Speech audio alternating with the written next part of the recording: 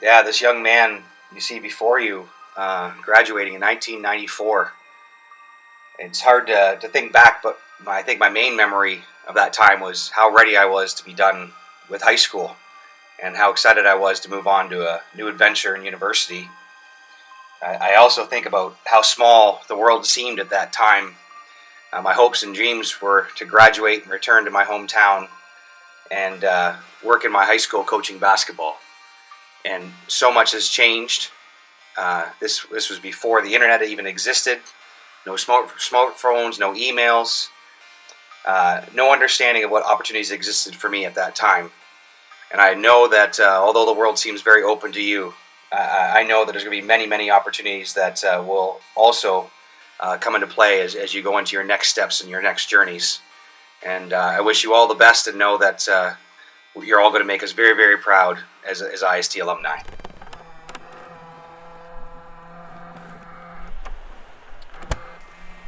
Well, to start, one has to be amazed by the sweater. They don't make clothing like that anymore, and with good reason. The year's 1987, and I'm driving a 1969 fire red Chevy Chevelle, complete with an AM/FM stereo that actually played cassette tapes, but that allowed me to blast my eclectic choices in music, which included hair metal, rap, hip-hop, and some wonderful Chicago and Delta style blues. 1987 was a year well before our portable technology, although in that year, Compact Computers, which I don't even think exists anymore, released its latest portable version of a computer that weighed in at a svelte 18 pounds.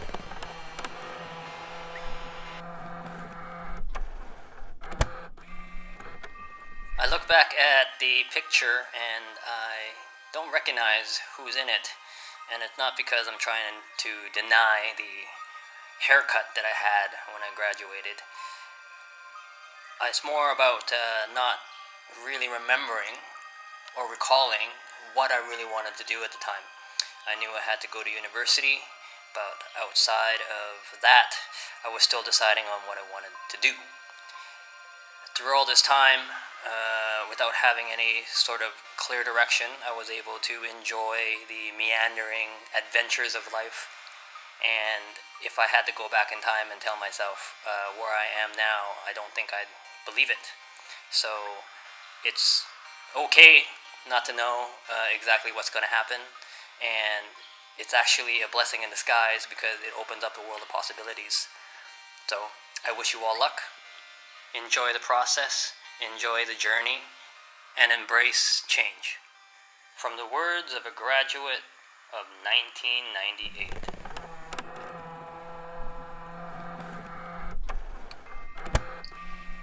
The year is 1995, Singapore American School, Go Eagles. Nirvana, Pearl Jam were on the radio. Seinfeld was the most popular show around, and I remember being jealous of my brother in college who had something called an email account where you could send a message instantaneously on the line and other people could be able to read it. Crazy times.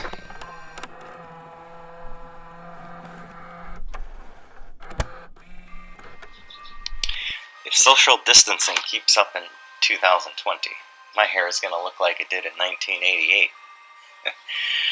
Yeah, it's okay to laugh. You can laugh with me about that. In grade 12, I only went to school from 7 o'clock to 11 o'clock, and then I worked at S.C. Johnson's from 1 to 5. I was paid $5 an hour, and back in 1988, that was good money for a 17-year-old. Our commencement speaker was Jerry Taft, a news anchor from Channel 12 of Milwaukee. He did a parody of comparing life to row, row, row your boat for a speech, but that's about all I remember. Don't worry. You are not missing anything with these speeches. At my high school, you could smoke. You had to stand outside, but everyone still crowded around the main doors and smoked as people walked into school. Can you believe that? Detentions. Do you guys even know what those are? They were held in the back of a tractor trailer. Yep, like the shipping containers. Don't worry, they did give us desks to sit at, with a stack of work and let us have lunch. I survived.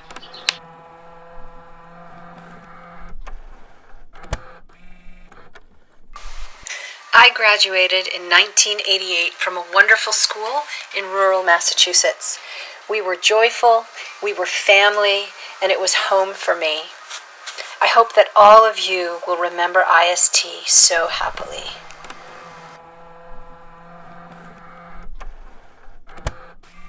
Hey class of 2020, my most distinct memory from my senior year of high school was the World Cup in South Africa. That's all we could talk about or think about during our IB finals. And I think the first match, which was between Mexico and South Africa, took place during our IB exams. So that was a great reprieve from studying and worrying about IB exams, and we watched that game at a friend's house. So that was a pretty exciting memory for me.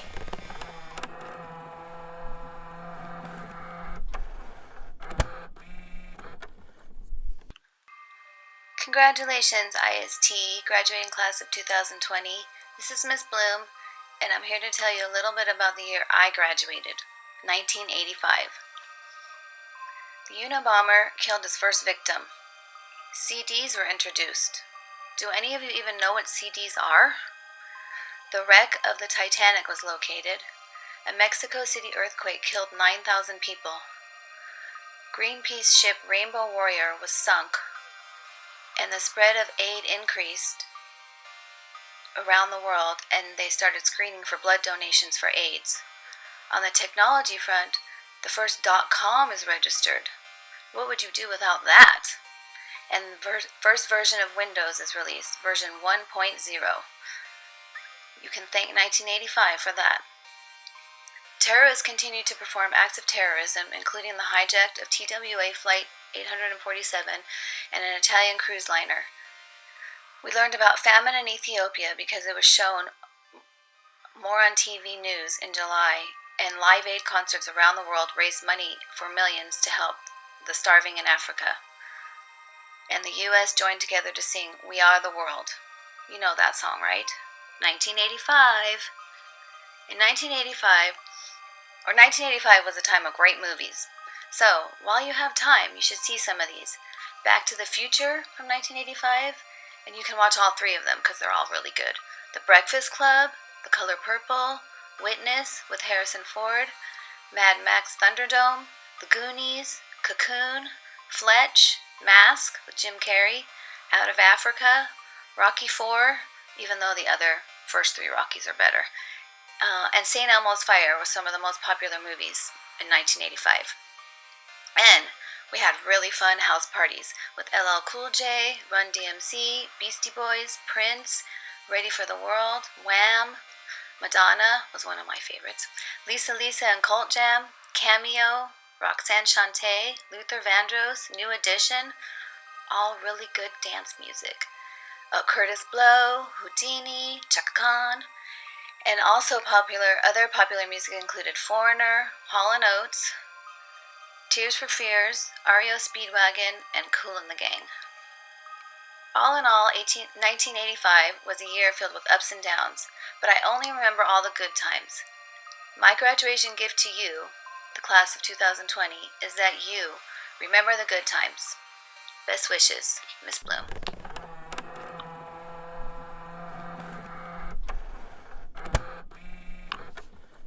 So in our world of distance learning, this is going to seem like a really crazy idea, but I remember a few months before I graduated high school, my biggest worry was about how I was going to afford to buy a computer to have in my dorm room.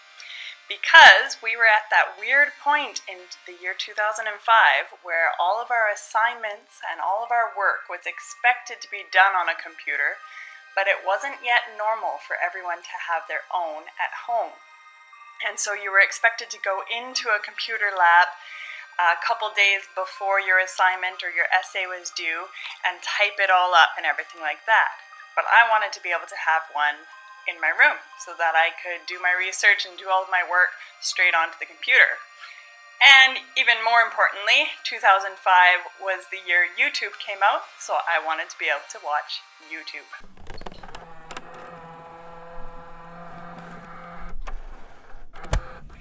The year was 2006. I was really into low-rise, flared jeans, over-plucking my eyebrows, and straightening my hair. As seniors, we were obsessed with reorganizing our top 8 on MySpace as we outgrew AIM Messenger and anxiously awaited our official college emails so we could finally sign up for a Facebook account. This was before Facebook was just for your grandmothers. Together with the other 62 members of my graduating class, we drove the 7 hours to Disneyland, all crowded into one bus to arrive at the park by midnight for an exclusive grad night where the park was closed to the public. We rode Space Mountain, the Matterhorn, Splash Mountain, Thunder Mountain Railroad, and eventually fell asleep on the ground in front of Cinderella's castle before we dragged ourselves back to the bus to make the trek home. Many of those classmates are still my dearest friends. They were, are, and always will be my family, and I hope the same for you.